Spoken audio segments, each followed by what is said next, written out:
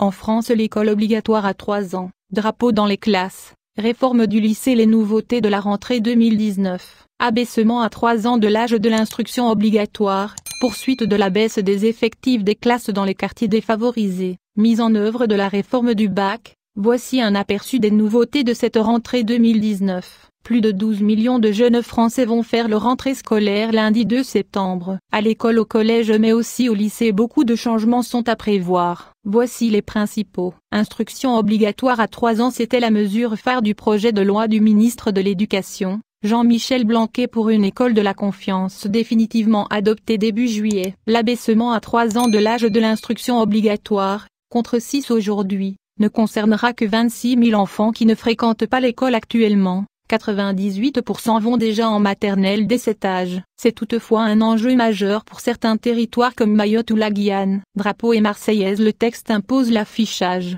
dans les salles de classe des écoles, collèges et lycées, des drapeaux français et européens, de la devise liberté, égalité, fraternité et des paroles de l'hymne national. Dédoublement de classes dans les quartiers défavorisés. Promesse du candidat Emmanuel Macron, dont le ministre s'est saisi dès sa prise de poste. La mise en œuvre des réductions d'effectifs dans les CP et CE1 en repère plus s'achève à la rentrée. En Seine-Saint-Denis et dans les quartiers nord de Marseille, ce dispositif se heurte toutefois à un manque de salles de classe, qui empêche un réel dédoublement. Au printemps, le président Emmanuel Macron a annoncé que la mesure serait étendue progressivement aux classes de grande section en éducation prioritaire et que les effectifs seraient limités à 24 élèves dans toutes les classes de grande section. CP et CE1 d'ici la fin du quinquennat. Des évaluations maintenues mais revues mises en place l'an dernier en CP, CE1 et 6e. Ces évaluations permettent d'avoir un portrait très précis du niveau des élèves, fait valoir le ministre de l'Éducation. Elles ont à l'inverse été très décriées par une partie des enseignants,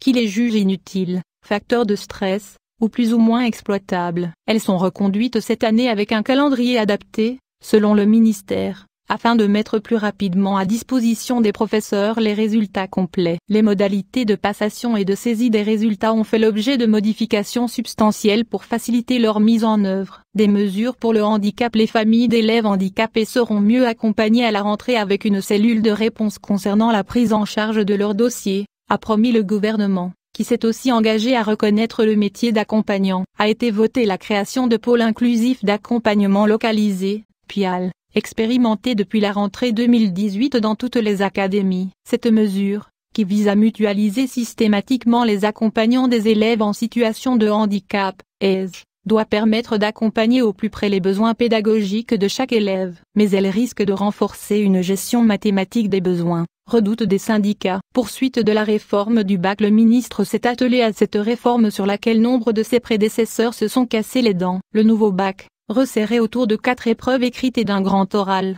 ne verra le jour qu'en juin 2021. Mais il se prépare en amont et des changements interviennent cette année pour les élèves de première, qui seront les premiers à passer l'examen sous sa nouvelle forme. Les séries S et L sont supprimées et remplacées par des enseignements de spécialité. Contestée par un certain nombre d'enseignants, cette réforme a provoqué en juin dernier une grève inédite des correcteurs du bac, qui ont refusé de rendre les copies en temps et en heure.